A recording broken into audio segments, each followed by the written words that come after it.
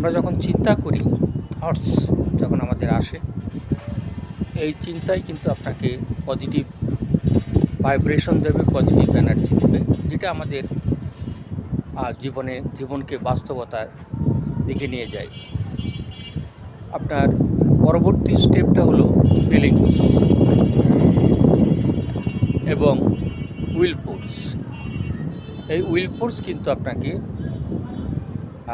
Expectation দেবে, আপনার ভিতরে আশা উদ্রেক করবে, এবং এই আশা যখন হবে, এক্সপেকটেশন যখন হবে, তখন আপনি উইল পাওয়ার থেকে আপনার ইমাজিনেশন হবে, এবং ইমাজিনেশন আপনাকে ক্রিয়েটিভিটি বানাবে। Thank you very much.